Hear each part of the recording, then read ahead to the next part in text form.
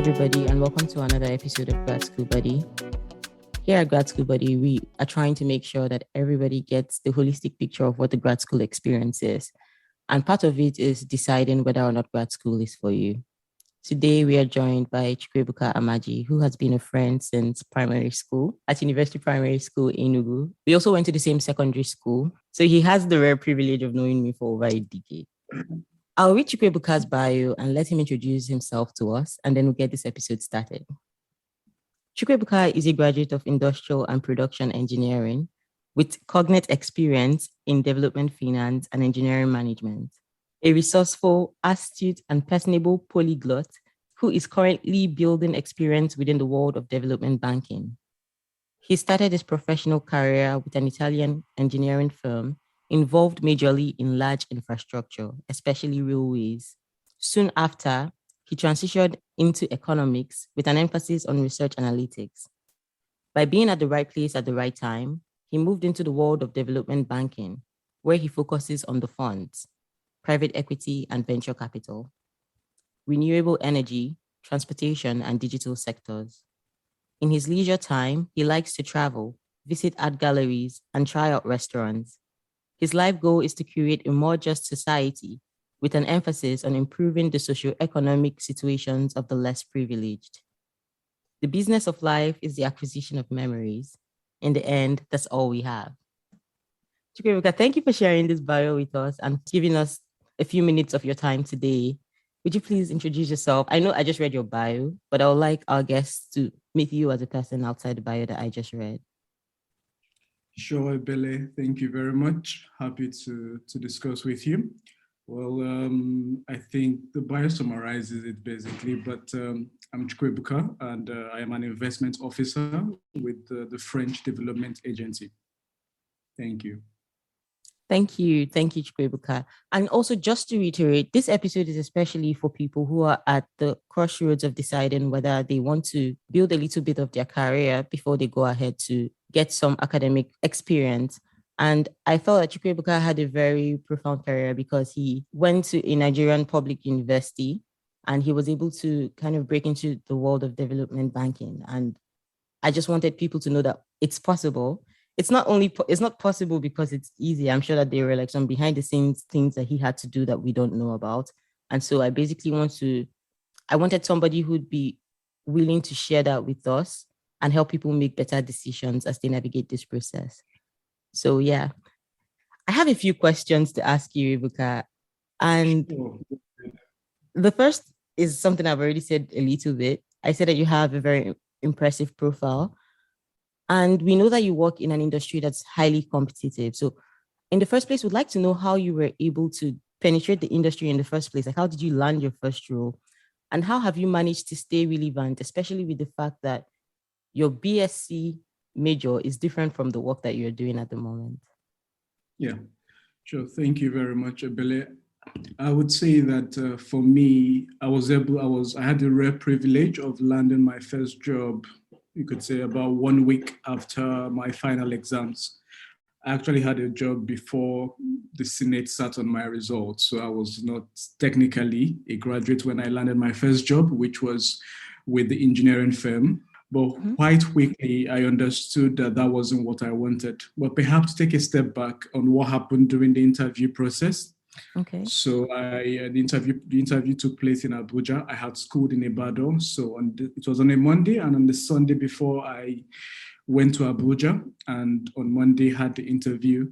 And while having the interview, one thing that was recurrent, even with the HR and subsequently with the CEO, was whether my age is correct, one, because it seemed that my CV was not correlating with my age, because they gave personal examples of their children who the HR lady was saying that she just got the child to wake up to go to work and all that. But you see on my CV a couple of things beyond the BSc, because that's what has really helped me thus far. Is not really just what I studied, because this was my thinking all along. When you're in school, if you're in a class, for me, it was a class of 40 people, 40 of us, at least let's say 2 people finish with a first class, about 10 or 15 will finish with a second class upper, and maybe 10 people finish with a second class lower. So what really differentiates me from those 10, 15 people? It wouldn't be my BSc, that wouldn't be enough. But this is just from one university. So take in Nigeria that every year you have 1,000 engineers graduating, and at least 500 of those engineers have a second class upper division. So what differentiates me from those other 499 people?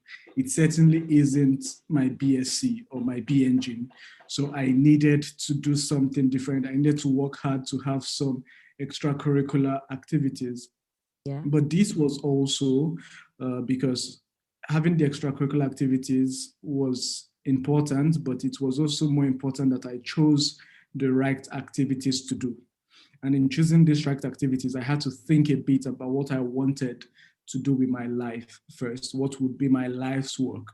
And I think I had the rare privilege of being around people who forced me to think a bit deeper. I grew up in a home where you were free to do whatever you wanted, so long as you can justify why you want to do it. So I wasn't forced to do engineering. Nobody was forced to do medicine and all that, typical courses. So I had to decide what I wanted my life to be, what I wanted my professional path to be. And early enough, I knew I wanted to have an international professional experience. And if I was going to have an international work experience, I needed to be somewhat global. So that was what formed my opinion to be a polyglot. And I began first with Spanish and later on with French and subsequently German. And this has really helped me a lot. I would say that the jobs I've had all through my career are very linked to my ability to communicate in languages other than English. My first job was with an Italian firm, and they were quite interested. Okay, this guy speaks a couple of languages. I also knew I wanted to be in the management side of the engineering system. So I began to do courses in accounts and engineering economics. So I was already on track to get my ICANN certification when I graduated. So when you look at this profile, you see someone who has the basic engineering training, someone who can communicate in a couple of languages, and someone who has a bit of an accounting background, amongst other things. So that was how I got the first job. Now, moving on, I knew I wasn't going to be in core engineering, and I saw this opportunity in the world of economics. I worked as a research assistant with a lecturer, a very great person who taught me a lot in data analytics and all that. But it's also interesting because I remember my interview with him, and he asked me, "Do you know what is theta?" Because apparently that's why do I remember this? You will remember it, of course, because I mean, I told you I came to you later on about that, and I had never heard about theta before that day, and I was like, okay, it can't be that hard. Yeah. He gave me the software. I installed it with him and all that, and I had to learn on the job. And for me, there's YouTube and all that. So what's the big deal? I was not going to say no, I can't. And we began. It wasn't easy, but eventually it was worth it. And then came my third job, which is where I have been for about 3 years now, and that has been. Which I would say, which is when you read the bio, you say, because I was at the right place at the right time. Yeah. Now, what happened was that my boss had a birthday celebration and we were invited. And I didn't want to go, obviously, Ebele, you know now. I mean, I'd rather stay at home than go out. I can confirm this. Except to travel and go to restaurants, but, eventually I decided to go. I wasn't going to go because, just to tell you, my friends were already leaving, and I literally told them, please wait for me. They were at the gate. They were driving out of the gate, and I said, please wait for me. I rushed in, changed my clothes, and then jumped down. Now, we got to the birthday party, and there is this white guy, who looked lost. And he was a French guy who had just arrived in Nigeria a few weeks earlier. As a French person, you're in a sea of people speaking a foreign language, English. Even if you speak that language, you would be always comfortable in your first language. I mean, for me, I am most comfortable in Igbo. Same here. And then English before any other. So even though he speaks English, he was a bit lost. So a friend of mine told me, "You say you can speak French here, or you come," and then pushed me towards him and said, "Okay, speak." And I said, "What the hell is wrong with you?" In my mind, I was saying, this guy is a French guy. Allez français, Chukwuebuka. Dis-moi en français. C'est pas nécessaire. Ebele, focus. I'm sorry, apologies. So then we meet this guy. I met him, and why I was a bit hesitant and a bit mad at my friend was because this is a French guy. And in my experience, I understand the Francophone more than I understood the French people. This is a Parisian guy. Okay, and then we spoke in French. And you could say there was this, we sort of had this bond, where there's a lot of people, and then there's this one guy who speaks your language, and you just communicate with him. And he gave me his business card. And the next day, on Monday, I sent him a WhatsApp and said, "Hi, would you mind meeting up for coffee or something?" And no, I told him, would you mind if I came over to your office so that we could talk? And then he said, sure. He said, "Okay, why don't we have lunch instead?" And I said, "Okay." And in my head, I think I must have reached out to you or something. I asked, "Okay, who is going to pay for this lunch? Is it going to be me or him?" Yeah. And also, since I was told to choose, I mean, such a person, you would take him to a bit of a nice fine dining. Yeah. Bear in mind, I was really fresh out of school. I mean, still living on NYSC allowance and all that. So how will I cough up, let's say, this between about $100 at that point? Yeah. Well, in my mind, I remembered an Igbo proverb which says, "Ego keja chuego." So I said, okay, if paying for lunch is what would help me in my professional career, sure, we do that. So I chose the place and I invited him. One thing I loved about that meeting was, first, this guy, we said 12 o'clock. And for me, when I give a time, I'm there at least 5 minutes before. And then this guy walks in by 12:57. I was impressed. By 11:57, he kept to time. When you live in a place like Lagos where people give a lot of excuses with traffic, yes, from time to time, the traffic would really mess you up.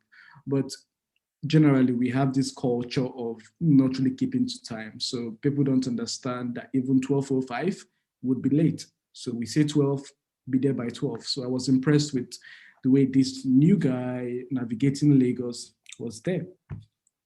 And just to give you a better context, this is someone who every year sits on about 200 million euros. So this is really a top guy, a top professional. But he was one, I was impressed the way he answered my WhatsApp, the way he gave me a bit of access to him. And it was really helpful. So we had the meeting, and it was in French and English. And at some point I asked him, "Okay, what's your greatest challenge?" And he said, "Okay, his greatest challenge will be working on his English." And he then proceeded to ask me if I knew someone who works at the British Council who would help his English. And I told him, literally, these were my exact words: "Jean, I am British Council. I speak English. I speak French. What else do you need?" And he said, "Really? Can you teach me?" And I said, "Sure." He then asked me to send a proposal and all that. We did that, and eventually I began to teach him for 1 or 2 months. And subsequently, he tells me, "Okay, one day after the lessons, he tells me, I've spoken with my boss, and I think it would be great to have you on the team, blah, blah, blah." He speaks for a while, and then after a while, he says, "Oh, I'm sorry, I should have asked you first. Would you like to work with us?" Yeah. And I mean, in my mind, the answer was yes already. Why not? I mean, I was going to work for free. I mean, you know how difficult it is to penetrate the world of development finance. So I was going to do this job for free. But then, I was like, "Yes, sure, it's a good opportunity, but I'll think about it." But in my head, I had already composed the acceptance email and all that. So fast forward, we started, it was meant to be just a short contract for about 6 months, but we've had to renew the contract again and again because both parties have been very happy with the work that the other is doing. And so that's been it.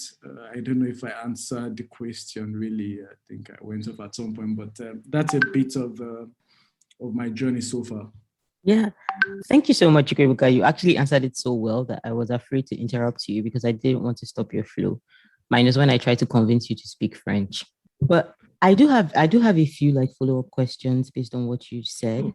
And just to kind of make sure that everybody is still following along.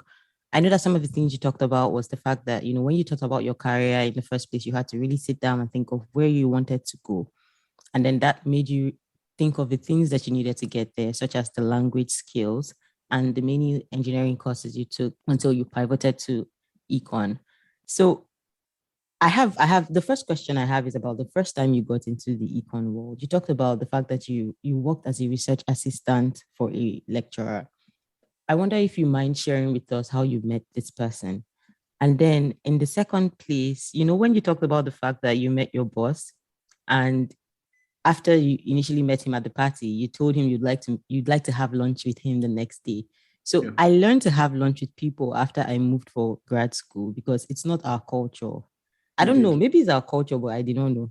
But I don't think that it's not a very popular thing in Nigeria where you just, after hanging out with somebody, you ask them, hey, can I come and meet with you? So my question is, what was it about him in the first place? And then what was it in your mind? Like, what were you thinking when you decided, you know what, I'm going to ask this guy to meet with me? Yeah, sure.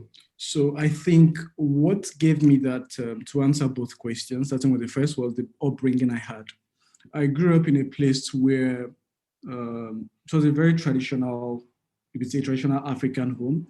At the same time, it was a home where people were exposed and had a bit of a global view, right from my grandparents and then my parents. They had this world view.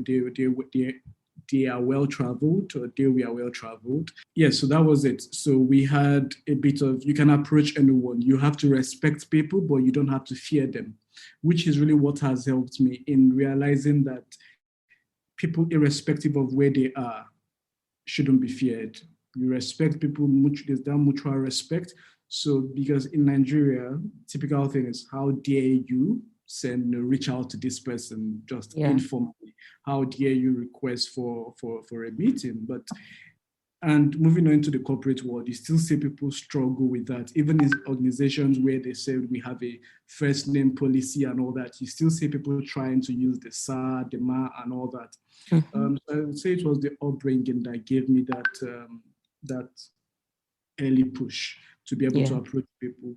And sure, when I saw that I wasn't really enjoying what I was doing in the core engineering space, I reached out to a few people and people working at Lagos Business School and all that, and said, hey, this is really where my head is. This is what I want to do at the end of the day. And do you know someone? Can you link me with someone? And people began to make contacts and all that. Yeah. And eventually I was introduced to one of the lecturers in economics at Lagos Business School, Arinze. And we hit it off. So that was how we made that first job. And then with my boss, the same mentality that two things are involved. It's either he replies or he doesn't reply. If he replies, it's either he says no or he says yes. So, but there's nothing to lose. Prior to now, I had met the current CEO of Dangote for West Africa.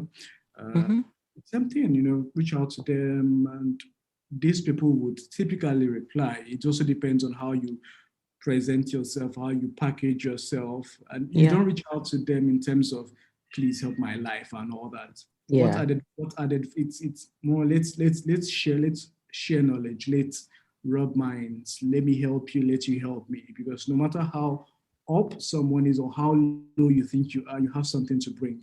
So that's been the motivating factor. That it's always, once the relationship can be symbiotic. Once it's parasitic, people would like that. So nobody is indispensable, quite right?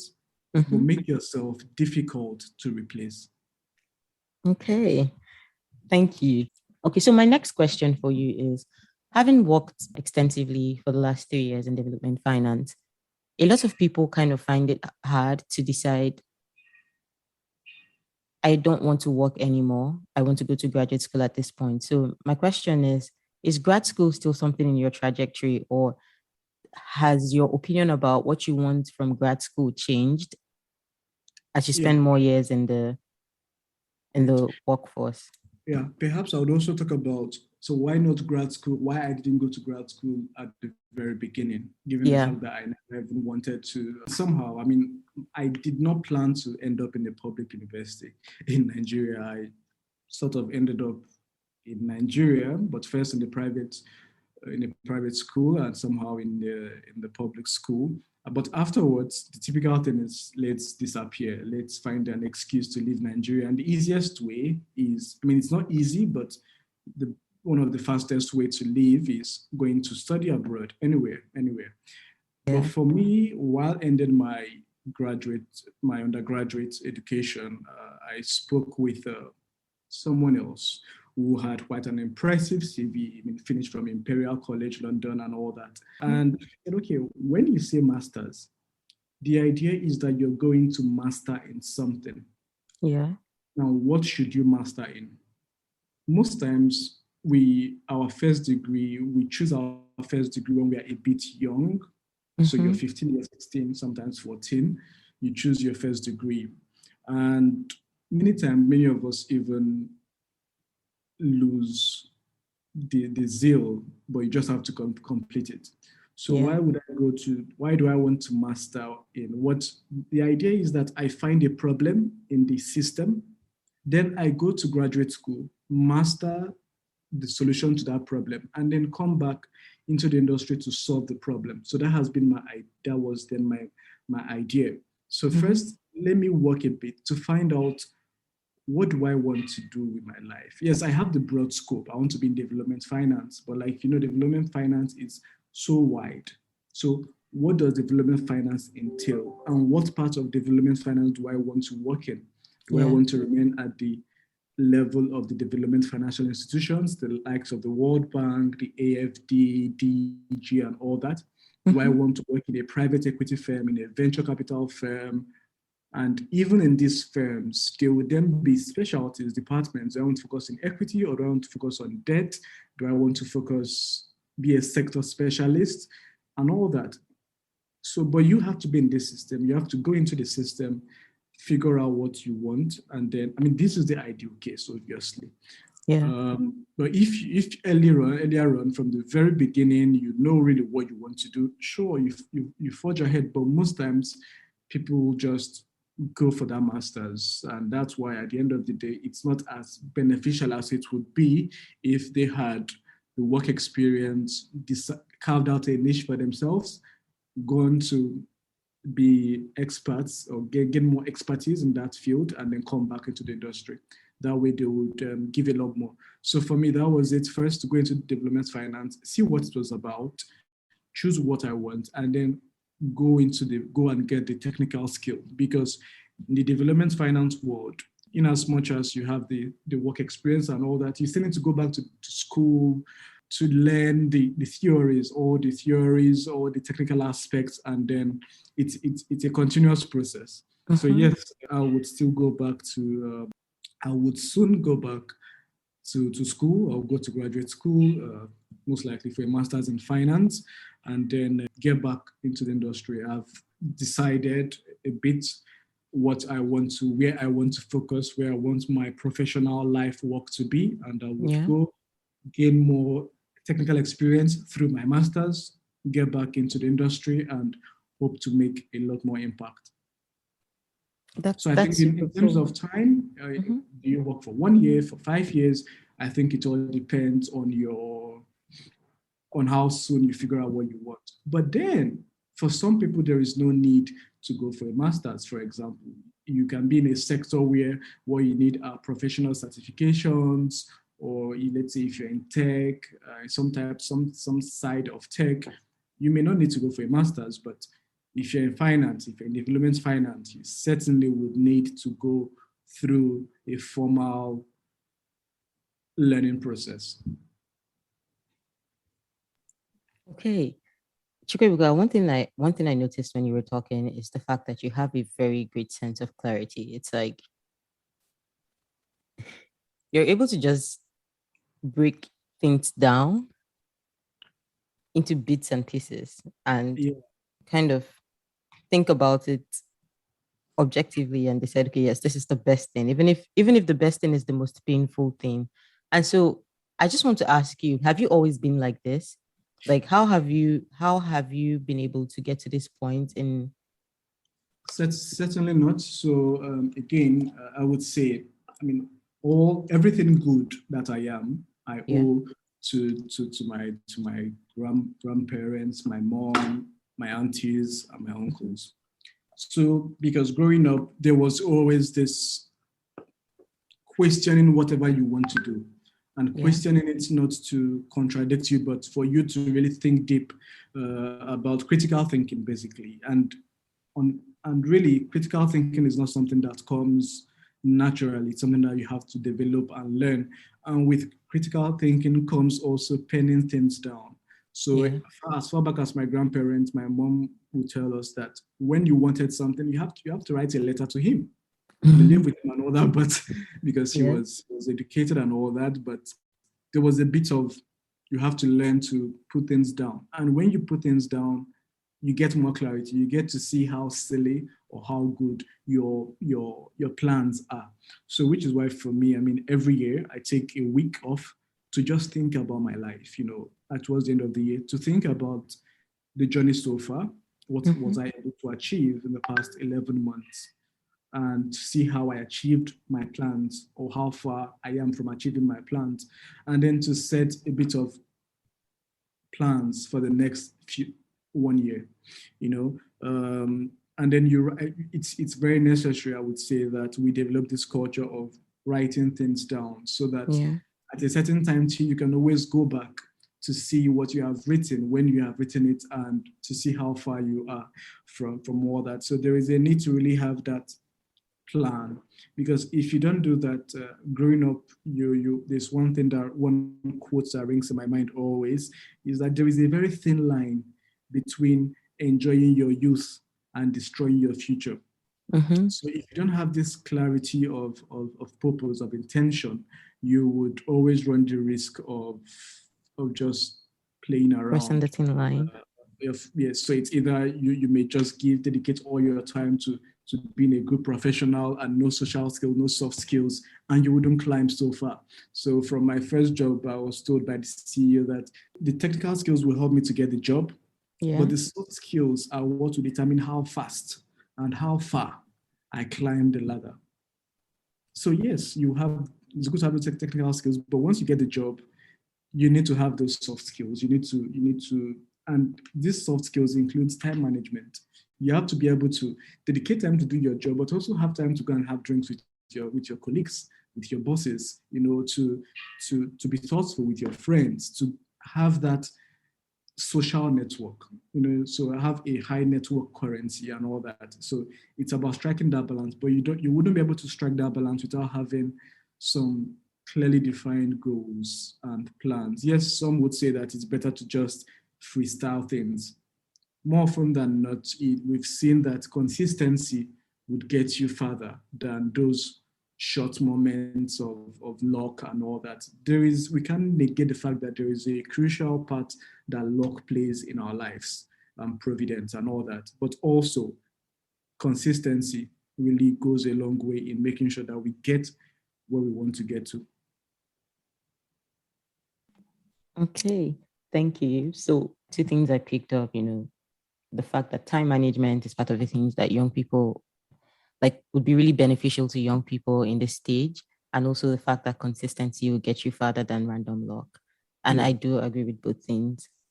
So I have a few follow-up questions for you regarding, I know you talked about the fact that you feel you have found the part of the industry that you like to specialize in, and you were considering going to grad school soon.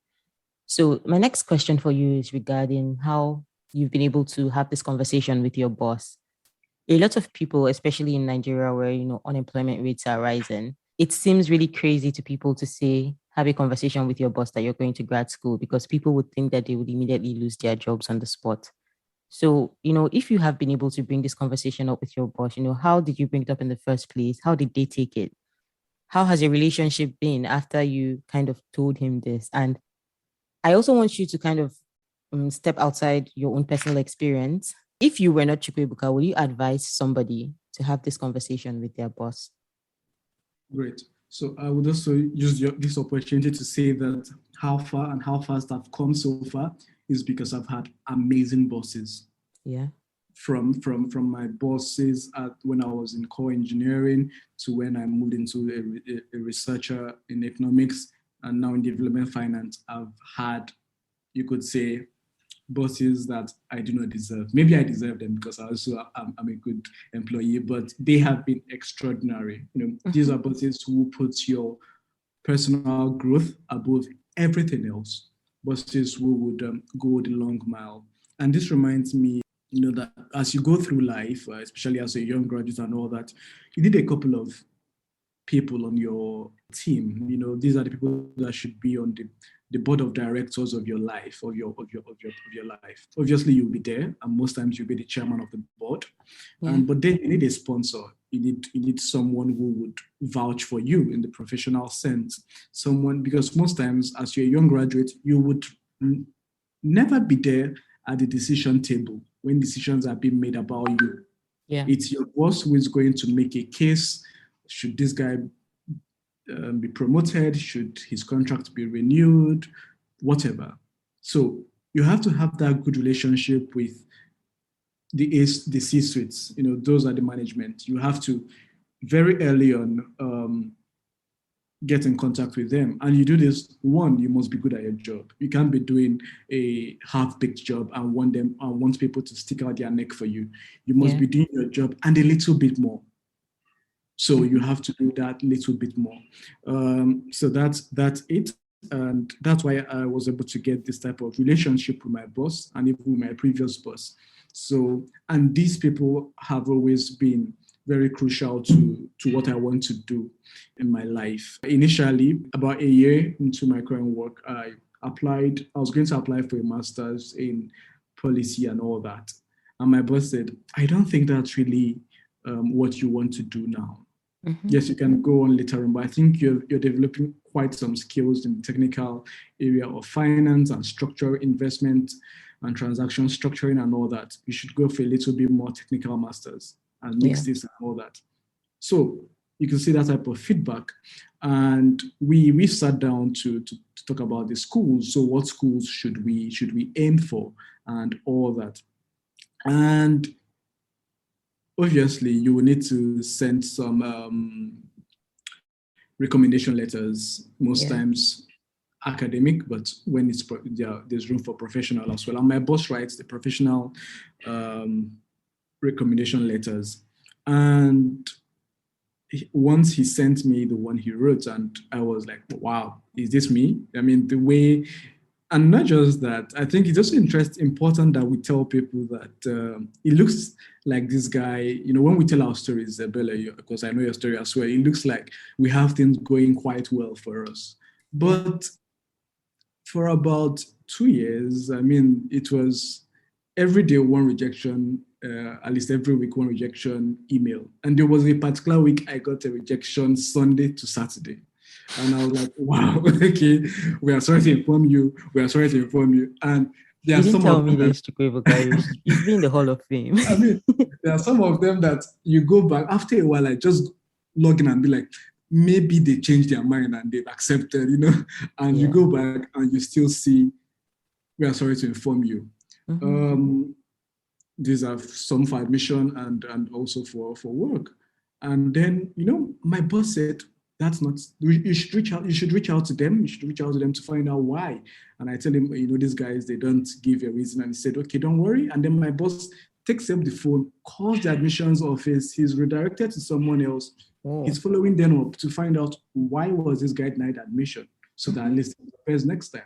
So this guy is not just interested, he's not going to say, okay, I'll write a recommendation letter and write you some basic recommendation letter. He writes an amazing recommendation letter. He advises on what to do. He follows up when you don't. And then he encourages also, and also because I've set my standards really high. I mean, I want to go to universities where acceptance rate is 5%. Yeah. Why? But he thinks we should aim for this. And then he tells me they don't deserve you. And in my mind, I'm like, okay, I mean, HEC doesn't deserve me. Who am I? But, he has this, okay, we move again, you focus, you recalibrate and all that. But that's because I have an amazing job. And this was what he told me once. He said, remember that for all of us, our personal, professional career is what is most important. Mm-hmm. It is difficult. It may be difficult to see you go, but your exit will not be the end of this DFI, of this company. It will survive. There may be some staggering and all that, but it will survive. But remember that your personal professional path is what's most important. So when you have such a boss, I think you can communicate with him. But knowing that we don't have that privilege, and not just in Africa, but because I've heard horrible stories about bosses as well in Europe, in France, and all that. Mm-hmm. But when they climb where you have to, first of all, you don't show what part of the road you're taking, with your trafficators and all that. You just have to don't tell people your plans until the very last minute. It's unfortunate that this is the kind of society we've lived in, but I think that there are still amazing people, amazing bosses who really want it may not be your direct boss, it may just be some other mentor, really. And I think these are conversations that you should have with your mentors. So your mentors don't have to be people working in the same organization as you. It may be in the same industry and all that, and they will be able to guide you right. So I think the conversation with your boss and your superiors is very much dependent on the relationship you have with them. So yes, that's it. But I think at the end of the day, we just hope that we get, and it's very important also about where we start our professional career. Many times the first 3-4 places you work determines your professional path. And we just hope that we get reasonably good places at the beginning of our professional career so that we can then ascend through the ladder. But at the same time, it's not difficult. There will be a lot of rejections. The rejections are going to be more than we are pleased to inform you. So that's one thing to put out there. I receive a lot of rejections. No matter how good you are, you would not always be the best fit. So one thing to learn is how to take rejections, but how to forge ahead despite all the rejections. Thank you, Chukwuebuka. 2 things I want to reiterate that you talked about. Number one, you talked about the need to appoint a board in your life, and you also mentioned it again the last time you spoke when you talked about the need to have mentors who are steps ahead of you in the industry. And my people also have a saying, what's in it? So if you ask questions, you cannot get lost. I think the worst thing that can happen is you get ignored or you get a no. But how would you say that you have navigated appointing this board in your life? Like personally, how have you said because I mean, the word mentorship is thrown around very recklessly these days, and people are becoming more, it's like, you don't want to say somebody is your mentee if you cannot vouch for them. So how do you get to that point where somebody officially or unofficially becomes your mentor? And I'm asking this because I know that there are people who are straight out of undergrad right now, and they are trying to get their lives together, kind of put bits and pieces together. So what would you say to them? And something else that I know that you've talked about that I would also think is really important to reiterate is the fact that your professional life is a marathon. It's not a 100-meter race. So if you had any advice to give people also about, like pacing themselves, what I mean by pacing themselves is, in the first instance, you've taken the past 3 years to just find out where in the industry you even want to master. People who see you in 10 years' time will think that, that probably happened in less time. So could you, share some words of advice on any of these things? Indeed. Yeah, indeed, the professional life is a marathon, and that is, I would tell people also, you come out from school, and by your second year, you want to have a nice car, a nice house, and all that, or you want to quit. Okay, so I would say give yourself time. You have to work for, let's say, there is the 10,000 hours rule and all that, but you have to, before you give up on a project or an endeavor, you have to give it time. And by that, I mean at least 5 years. Okay, I think you should, if you come out from school and give yourself 5 years to stabilize. So this get rich quick and get comfortable quick is not working. So we have to try. We know that the circumstances are not really the best and all that, but also we shouldn't put a lot of pressure on ourselves. And even those that seem as if they have it all figured out, it's all, let's assume that a lot of Nigerians listen to this, it's all vibes and inshallah. It's all Anamuwa, George. exactly. So you just have to just package it. Yeah. We're all packaging and making it look like we have it all together, but we're all trying to not lose our shits and all that. So give Yeah. yourself time. It's very important that you give time to hone your skills, to develop your skills for yourself, and to reap the benefits of your hard work. So it will not be so rosy at the very beginning, not just in terms of hours, but also to remember that even at let's take a typical, I don't know, I don't want to use fund, but in a company, for example, most times it's the analyst that will put in a lot of hours of work and may spend, let's say, 4 hours in traffic. Let's use Lagos, for example. Yeah. Most times when you're starting your career, you're not living on the island. You most likely will be living on the mainland. Your office most likely will be on the island. You would most likely spend about 2 hours per trip, about 4 hours in traffic, or let's say 2-3 hours. You may have to leave your house very early in the morning so that you're not in Lagos traffic. Your boss most likely lives in Ikoyi and works in Ikoyi, or lives in Victoria Island and works in Victoria Island and all that. He has a drive. He's going to leave work by latest 7:45. He's going to leave home by 7:45 or so and still be at work early. But he's going to get the most pay, and then it filters down through. It's also very important that we realize that as you're beginning your career, you cannot excel by doing 40 hours a week. It's impossible. You have to put a lot more than 40 hours every week to progress. So you have to put, I would say, almost times two of that. Not necessarily just on your office tasks, but on applying for work, for schools, on learning, getting one skill or the other, on going for some networking events, attending conferences and all that. These are all geared towards your professional development at the end of the day, but you must be really strategic about it. You must decide where should I be, when should I be there and all that. But you must be willing to put in a lot of effort at the beginning. So, which is also what would help your sponsor or your mentor to notice you. Your mentor should be, how do you choose who your mentor should be? It should be someone who knows you. So this, it shouldn't be, I just see this guy on, I don't know, on LinkedIn, or I just see him on drill and I say, hey, I like you, I want you to be my mentor. No, that person could be your advisor, but not your mentor. Your mentor knows you. Your mentor is someone that should be able to give you tailored advice. Your mentor is not giving you a generic advice. He's going to tell you. So that was why my boss was able to say, okay, this is your skill. And for me, I have more of a friend relationship with my boss, a mentor relationship. It's not so official and all that. So, but yeah, he's my boss. But this person knows me. He knows my weaknesses and my strength, and he's able to advise me and give me tailored advice on what I should do, on what, that's why he would say, okay, go for this master's and not this master's. Both of them are great masters in amazing universities and all that, but this is for you. This is not really for you, at least not now.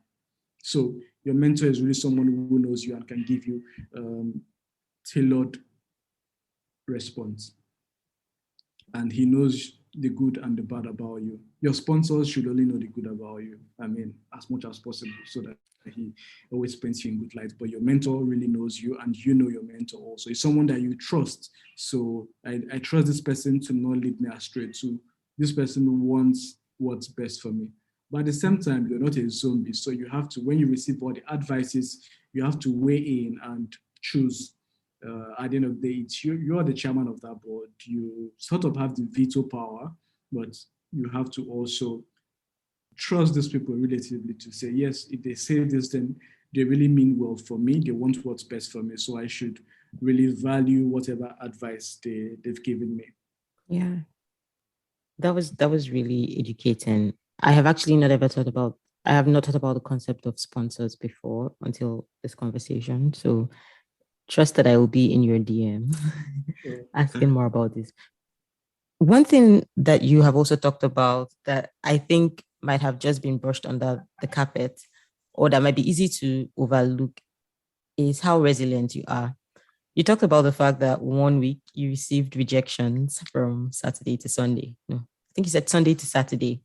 And I know that I laughed, but if you've been in a position where you really need a job and you get rejections, it's not funny. So my question to you is, how have you remained resilient through the years? I know it's important to have like good mentors, good sponsors, good people on your team, but a lot of a lot of the experiences you have as you're trying to navigate your career rest on you solely. And it, it's kind of dependent on your ability to wake up in the morning and say, yes, I lost yesterday, but I'm going to go again today. So how have you managed to remain resilient through the years? Yeah, sure. I think it's actually in this phrase of last, we go there, all right. Like at the end of the day, we will be fine. All will be well. So it's a bit simplistic, but there is this conviction that I have always had, that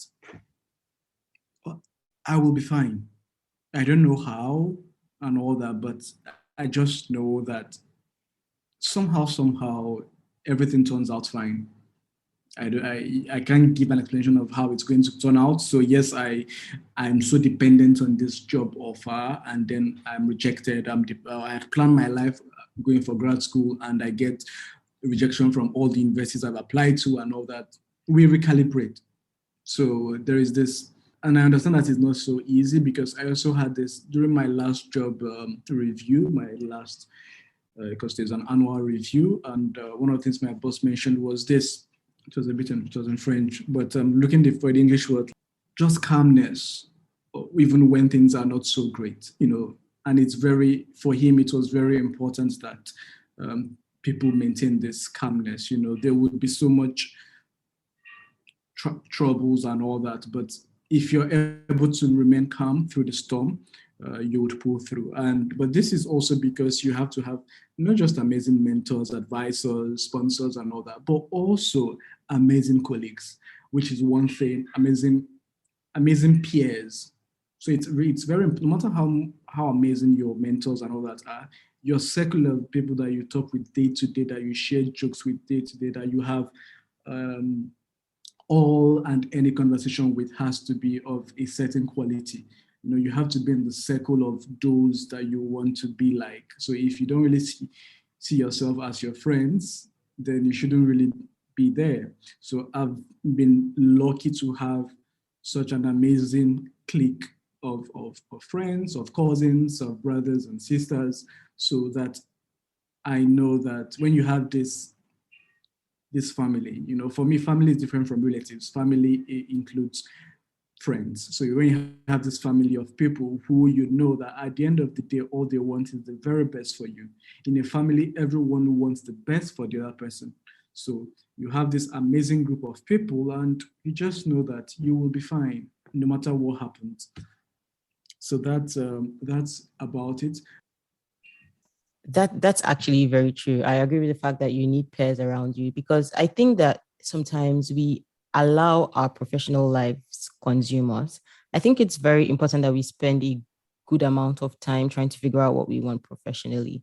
But I also try to like remind people that, outside our profession, we are people and the friends that you have might not be in your industry. So that was very solid advice. Okay, I would like to kind of shift your gaze a little bit back to, your work as a development finance specialist. Some of the people that I've talked to in the past, they say that they have colleagues who have gone to graduate school and they have noticed some differences in the way, either like in the performance between, people who have gone to grad school and people who haven't gone to grad school. So this could be either with regards to the fact that you think about solutions differently, or you have different work cultures. So my question to you is, in your own experience, have you found that you are different from your colleagues who have gone to grad school? What would you say those differences are? And, how would you say that both parties have been able to handle the differences? Okay, so I would say that for me, there's not been much differences between my colleagues who have gone to grad school and those who haven't.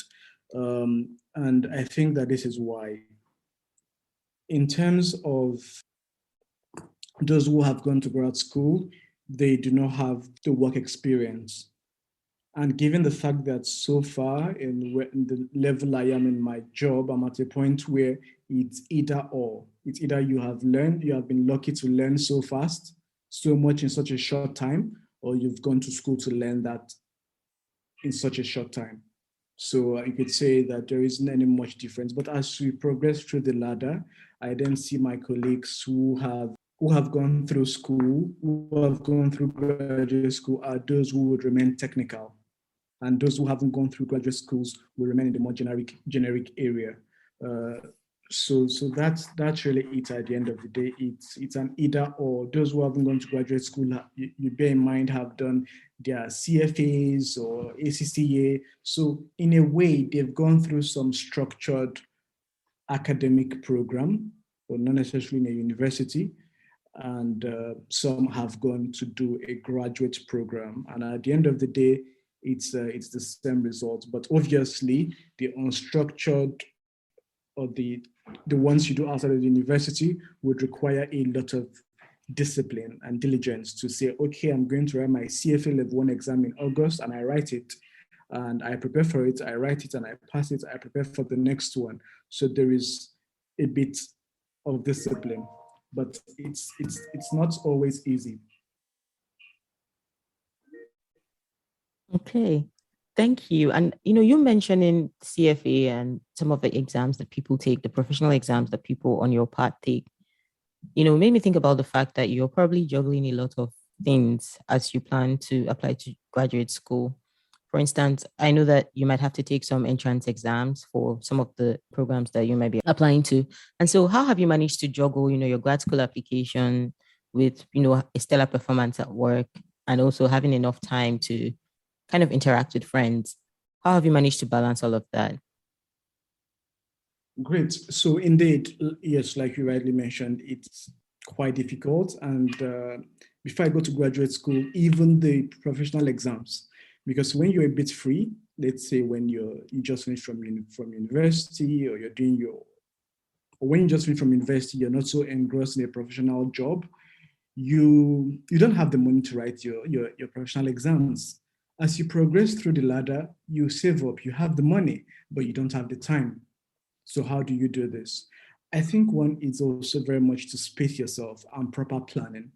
So I know the CFA would require, you could say, let's say, 3,000 hours of reading for me to pass each level.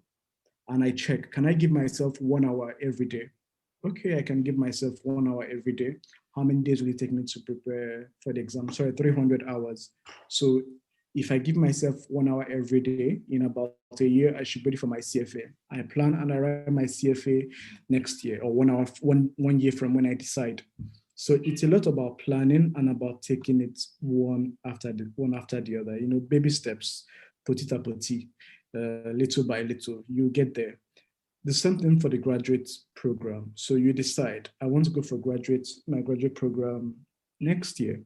So for me, I have a spreadsheet where I decide, okay, these are the schools I want to go to. These are the requirements. It's how much application would cost per admission per school. these are the required documents. Do I need to write GMAT, GRE, some other personalized exams? Do I need to request for a letter of recommendation? Is it 2 or 3? Is it academic and professional or just academic? So really, at the end of the day, it all boils down to planning.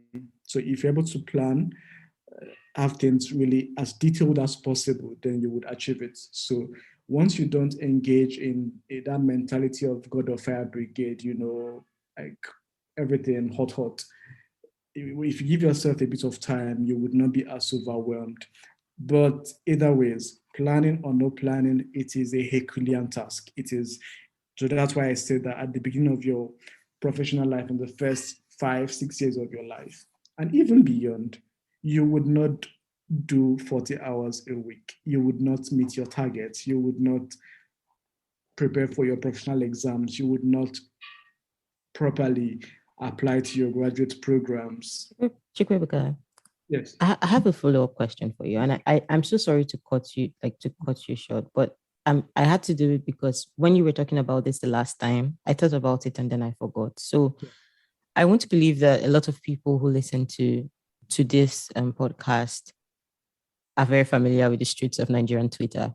And a few weeks ago, people were very furious because somebody talked about hard work, like, working long hours, because people are of the opinion that it's unhealthy, So my question is, how have you managed to keep your mental health in check? Because I think one thing I really want on this podcast is for us to be able to tell our stories honestly. And I will start by saying that I struggle a lot sometimes. So I know that there are some weeks when I put 80 hours and there are some weeks when I can't even put 30, if I'm being honest. So how have you managed to kind of keep your mental health in check? Because you're trying to be a holistic person where you haven't allowed just the work you do consume you to the point where you become a ghost of yourself. So, what do you think about this? How have you managed to find that balance? Sure. Certainly, I don't do 80 hours every week or 60 hours. There are days when you wake up and you just say, you don't feel like being productive. You're not productive, and that is fine. You pick up a novel and you read. 2 days ago, I woke up and I was not really in the mood to work, and I just went to the beach and stayed by the beach, reading a book, enjoying life in that sense. But this is, I can do that because I have that, I am not micromanaged. Mm-hmm. I would deliver when I say I would deliver. So you don't need to check whether I can decide to take the Monday off, because then that all through Sunday I will be working. And when there is flexibility, and when you really, I think the problem in Nigeria is not even so much about the hours, is that one, you're not appreciated for what you do or what you're doing or the hours you're putting in. Two, you are demanded, it's demanded of you. My boss wouldn't send me a message on a Saturday and expect me to do it. So, and I would leave the office when I feel like, and all that. So, and when you have this sense of response, when you're allowed to have that sense of ownership, when you're allowed to really love, when you love what you do, you would be able to go above and beyond to achieve that. And when we say you have to put in a lot of hard work is not necessarily just on your laptop and all that. Hard work involves going out to discuss with your peers in this industry, to have a drink and all that. That is all part of the work, because there you get insight about a problem you're trying to crack and all that. So it's all encompassing. There is no smart work without hard work. When people say that work smart and not work hard, it's quite contradictory. And I know that at some point I've said that.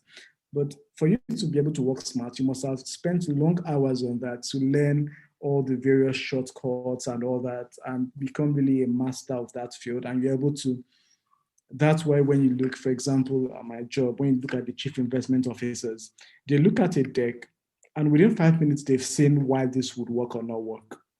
And sometimes it's going to take you an hour to look at that and see what they have seen.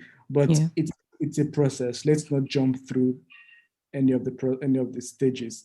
So we put in the hard work, and at the right time, we can then claim to be working smart or be spending fewer times on that. But even then you transition, because when you transition from spending long hours looking at spreadsheets, you may transition into going for cocktails, engaging in high level discussion with people at the highest level of the government or of the corporate ladder and all that. That is also work. It may seem like, what are they doing? It's not just to sit and drink champagne and eat fine food. But if they don't do that, certain jobs don't come, you don't get paid. So it filters down at the end of the day. But again, it is really about having that work-life. You need to have that work-life balance. For example, my boss drops his children off at school every day. Yeah. He's a Catholic and he goes for mass every day at midday. He goes back home to have lunch with the wife. And then as early as 7:30, he's at work. And I always leave the office before him. So, but he's been able to find really, in a day, he puts in as how many hours as he can put into to the office work. He spends time with the wife, spends time with the children, there is this whole, but he didn't have this privilege 5 years ago. So yes, you will struggle at the beginning. At the beginning, you can't expect to have it all rosy. You will put in the hard work, and then we hope that at least it gets better. It's not easy. I'm not oblivious to the fact that this isn't the reality of most Nigerians, but it's that things can be a bit better. And at the end of the day, it's about changing the mindset, because you even see the multinationals and you see people who have lived most of their life in saner climes, and they come back and it's like they throw all caution to the wind. So we run that. There is that tendency that at a certain time we might become those people we demonize. So we try to always remember these things, that it's not, don't micromanage people. And when you're not micromanaged, you're able to really put in the hard work without seeing it as hard work is not labor. It's and on days when you're tired and all that, it's a productive day. Is sleeping is a productive activity. So you wake up one day, you sleep, you eat, you read a novel, or you play music, you dance, whatever. It's been productive, and you continue the next day. So if you don't take enough rest, enough time to detoxify and all that, you're not even going to be productive, which is why for us, even the leaves are mandatory. You have to unplug, recharge, and then come back energized. Otherwise, you can spend 12 hours on a job that should take you 4 hours, and you're feeling so good that yes, so it's about striking that balance, resting when you should, linking up with family, with friends, and all that. And at the end of the day, it all comes together. It's not easy, but Wanyo. yeah, why. Thank you. Okay, so we're getting to the last of the questions. I know that I have asked you way too many questions, but I'm just trying to get as much juice from you as I can. Sure. So I know that you've talked a lot about, the things that people should consider from it's like the real core professional perspective. For instance, you've talked about the fact that when people are choosing a graduate program, they should think about, what problem they want to solve in the industry and the skills they have at the moment, or the skills that they do not have that they could possibly work on or become better at. But I also believe that deciding to apply to grad school, there are factors that are not only professional. And so in your experience, you talked about the fact that you had applied to some schools, and unfortunately, you didn't get a placement at that time. But what are some other things that you say you had to consider, when you were choosing a particular school or a particular country? Were the finances a problem? Was it the culture of the people? Was it what were some extra things you thought about?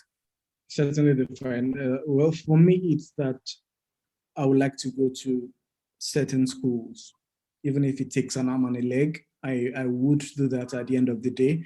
So we choose that. But also the culture. There are countries where, even though they are amazing, I do not want to go there. I don't see myself in those cultures. So there's the cultural factor. There is also the fact of, do I have people in this country in terms of settling down and starting a new life? and all that, upping and leaving. So do I want to do this? It could also be that you don't want to go to where you have people. You want to go and have a fresh start. So there is the cultural issue. There is the settling down, what to avoid. Do I want to avoid a culture shock, or do I want to just have a fresh start?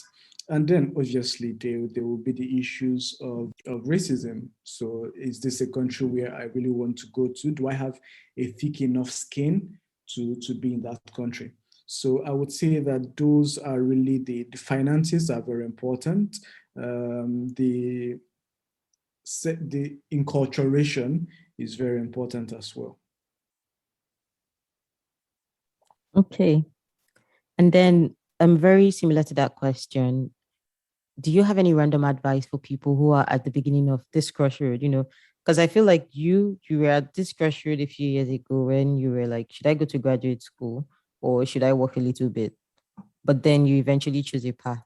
But I feel there are people who have just finished their undergraduate and they are at the beginning of this crossroads and they're weighing their options. So do you have any random advice for them? And it doesn't have to be, something that's very serious. It could be Sure. something that would help them think, like a mindset or something. Yeah, what I would advise is it's always helpful to get a fresh pair of eyes to speak with someone who has gone through the journey before. So we always have to speak with the others. So that would be what I would advise, to speak with the peers, and then to also speak with you could say mentors or people who have gone through this journey before you. The goal of that is to figure out really what you want for your life. So until you decide what you want, so there is that need to decide what you want for their lives.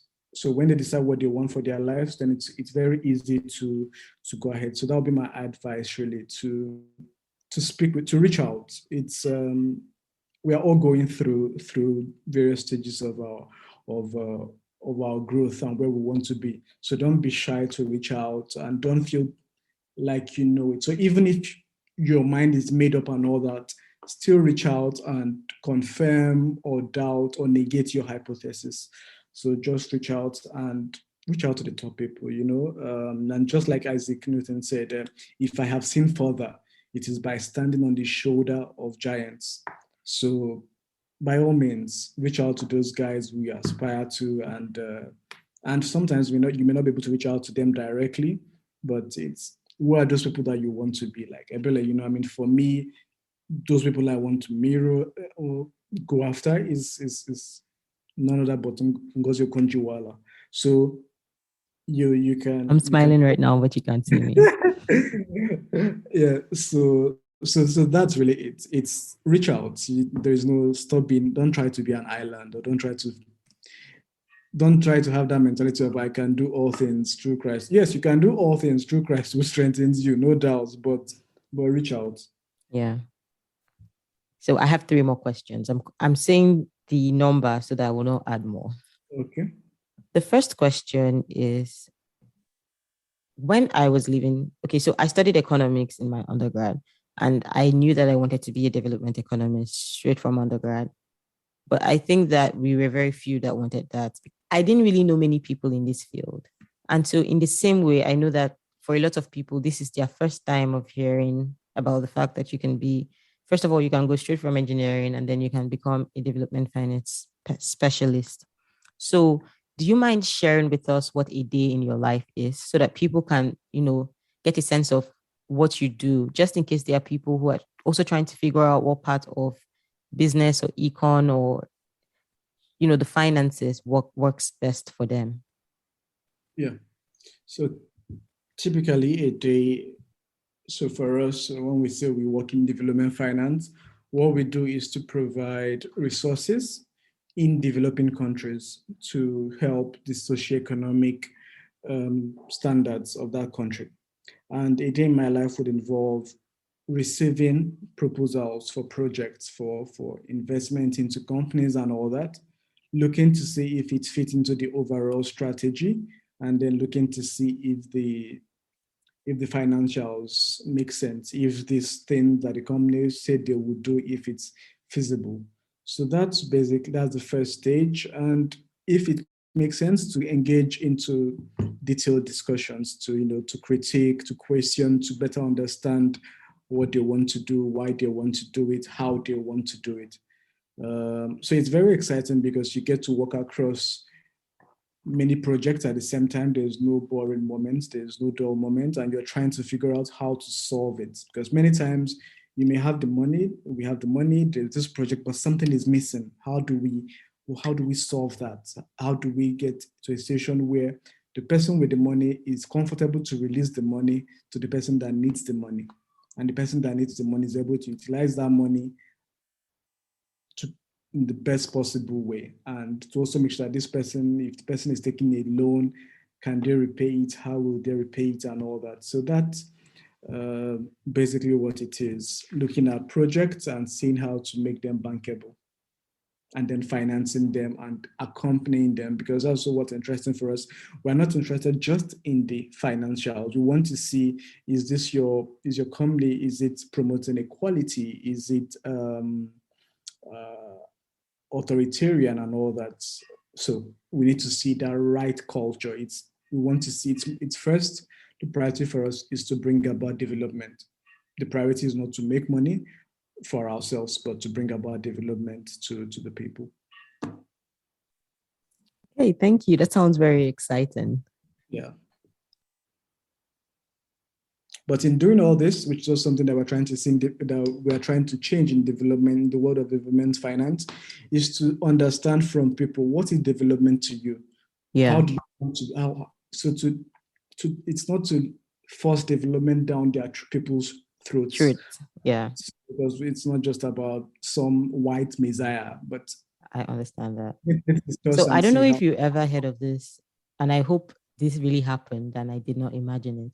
But there was this particular study where they tried to kind of gauge how well off people were by their roofs. And so if you had a corrugated roof, they thought that you were more well off than people who had the thatch roofs. But then it happened that in that particular community, people's wealth were actually measured by the amount of cattle they had or something like that. So the people just wanted a comfortable place where they would sleep. Like the housing for them was not a big deal.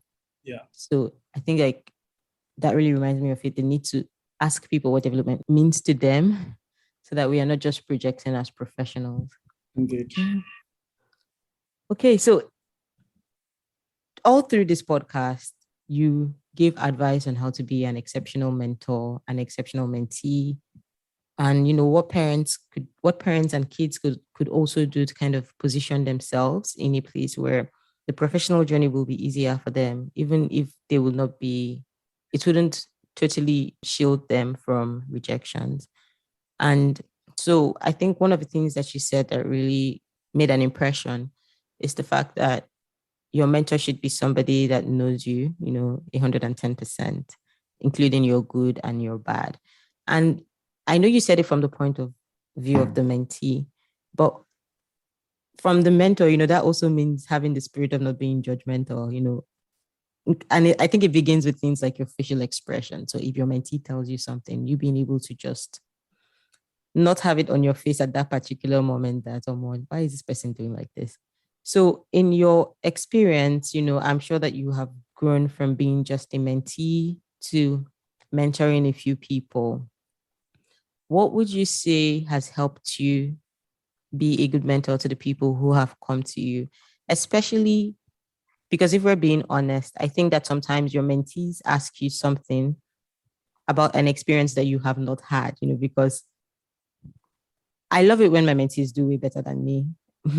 And so sometimes they bring questions that are out of this world. How are you able to, be humble enough to say, hey, I don't know, because this has never happened to me, but this is what I would do. So, my question is, how have you been human in being a mentor? Okay.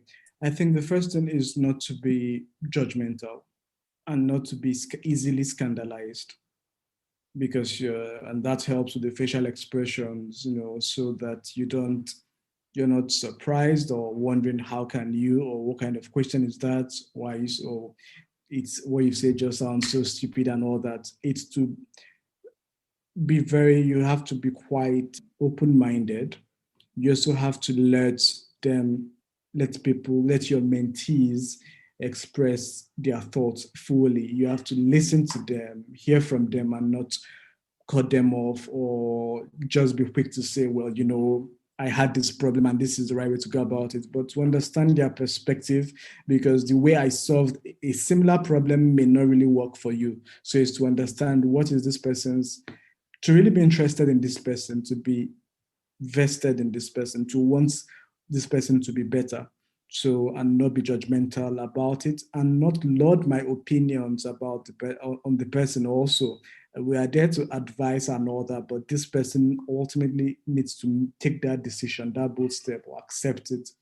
So I would say that that's really the main thing, that you're not judgmental, that you yourself, you're very open-minded, you're not authoritarian, and also you're very humble. Yeah, yes, I've had scenarios where I said, okay, let me get back to you on that. Let me think about it. Let me ask you a few questions about it. I don't know. It's very easy. And also to also get feedbacks from them. I was surprised during my yearly review, and my boss tells me, okay, what do you think I should change? What didn't I do? What have I not been doing well, both professionally and in terms of my soft skills and all that?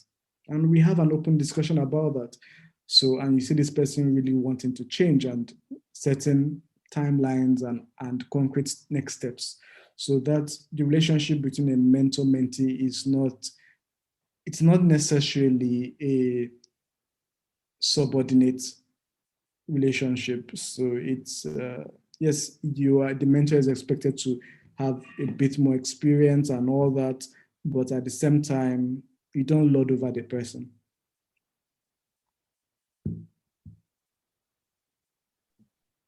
Okay. Thank you for those like really excellent words of advice. My final question. So when I sent you the email, I told you that you were going to be our first guest on the podcast. And the Yeah. idea of this, the idea of the podcast is to create a space where people are able to holistically think about the entire grad school experience and decide, yes, I want to do this, or no, I don't want to do this.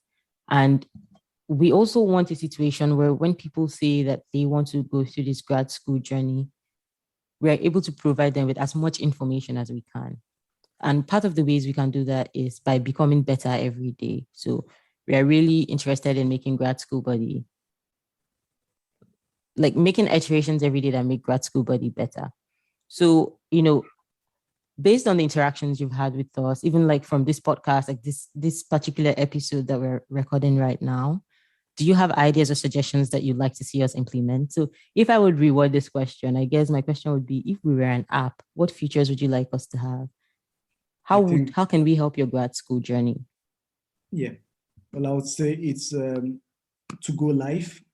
That would be the ultimate at the end of the day, to be able to get, because that would also steer the discussion in in the direction that people find most interesting. Because when you have conversations like this, it is sort of limited to our perspectives, you and I.